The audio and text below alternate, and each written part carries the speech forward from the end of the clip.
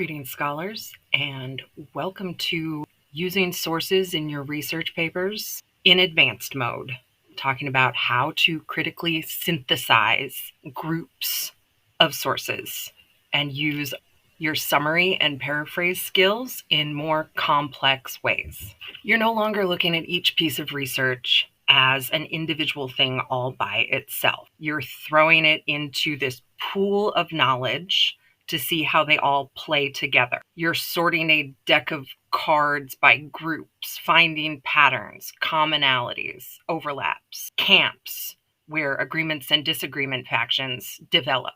As a reminder, criticism does not just mean finding faults. Yes, faults may exist in the logic, methodology, conclusions. You're looking for rhetorical fallacies. That's all part of your rhetorical analysis. But critique and criticism within the confines of this research writing zone really just mean thinking. Your contribution is your thoughtful arrangement of sources, as in you are bringing things together in a new way to arrange these sources, having a conversation.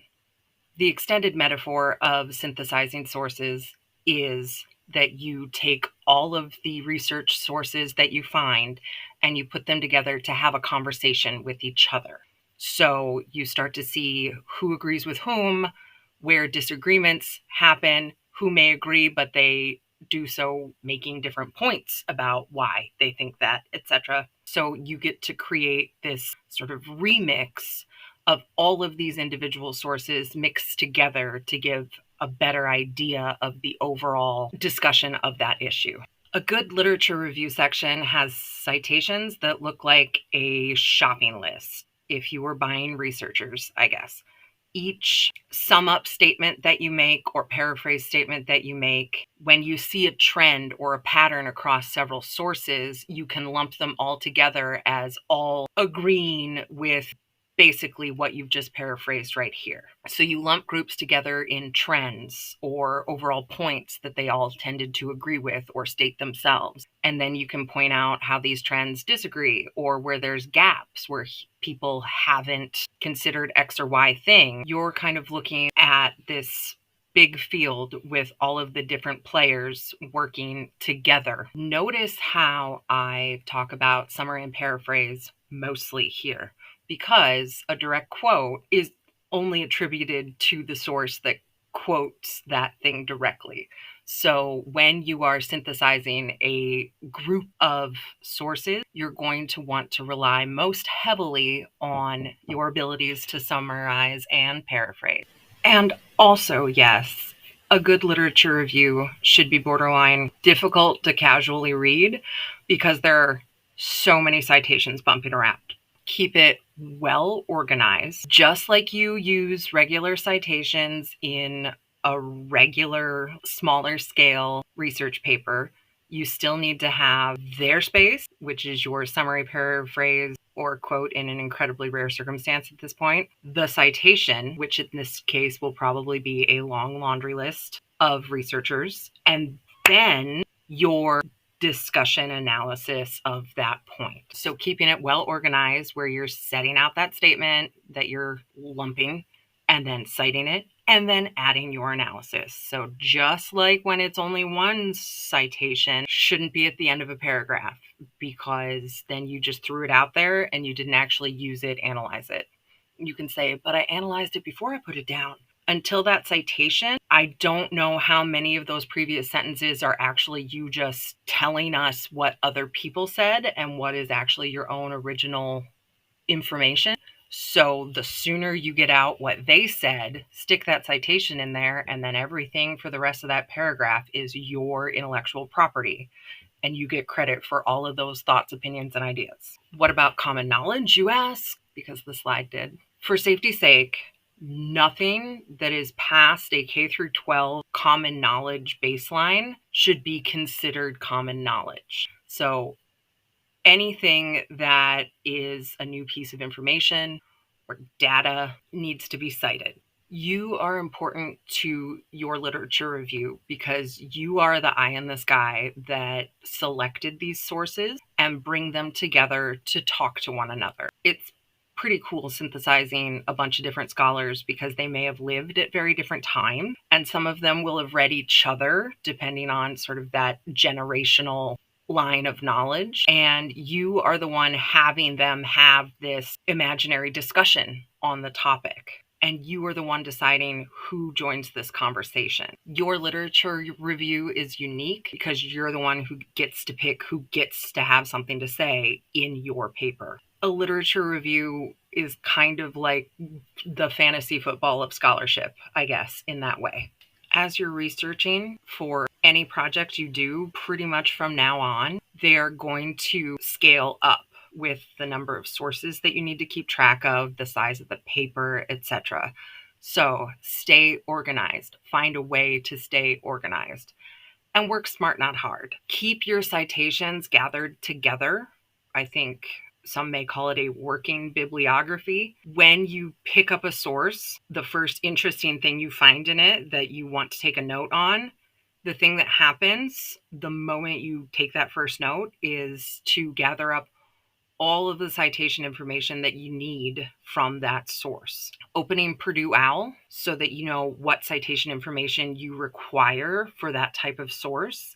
Keep that Purdue OWL website open while you're researching to make sure that you're grabbing all of the correct information that you need, because missing some guy's middle name or the page spread for an article in a journal and having to go back and re-find that article is working harder, not smarter. So making sure that you have all the citation information so that you don't need to go double handle these sources is important. That's not a big deal when you've got 4 to 6 sources for a small paper right now.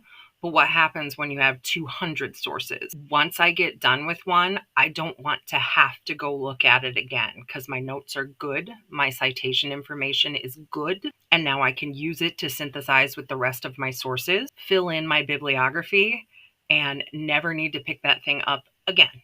All right, a little bit for your edification. This is what one of my reading grids look like for synthesizing some sources in my doctoral exams. So I created these Microsoft spreadsheets, and you will notice that I've got my what thing we are discussing is our column. And this is my public memory and place grid. And then over here, every row, I've got all of the citation information that I need from that source.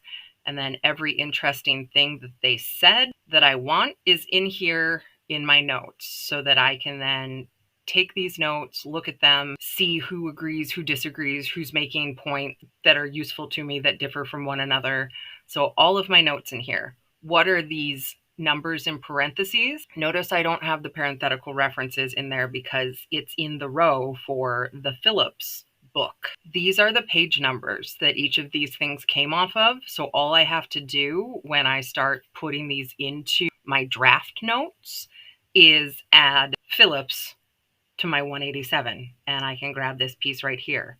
You'll also notice that in my actual notes, there are tons of direct quotes. My notes have the direct quotes in them so that I can then paraphrase as I synthesize. And sometimes there is a direct quote that I think is worthwhile that I can pull out and then continue to paraphrase. Or I can say, people kept using this word and directly quote it. So my notes are absolutely packed full of direct quotes, and my actual end draft has almost no direct quotes in it. So you can see here as we're going and going, look at all of these. So far there's just 20 of them, etc.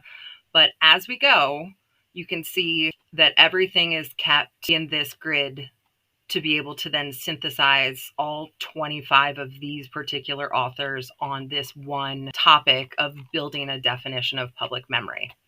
It does not have to be this intense and huge for you now, but you can see that it is easy to scale this kind of system up once you understand how to be able to be very careful with your notes. Once you get a system like that, it can work to be able to manage 200 sources as easily as it manages 20 or 2. Finally, using the Purdue Online Writing Lab.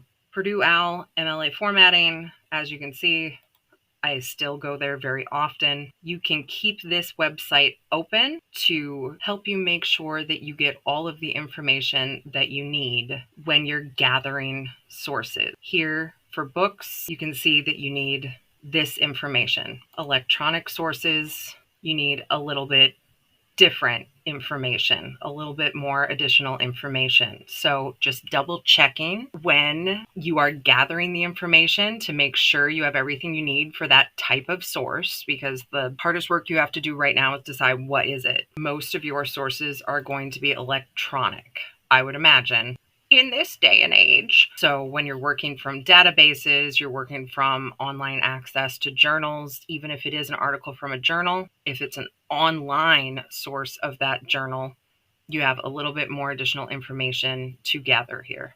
And once you have it, you never have to go find that article again. And you're ready to move on to drafting, revising, polishing, editing, submitting, publishing, winning accolades. But let's start right now with your research paper for this class.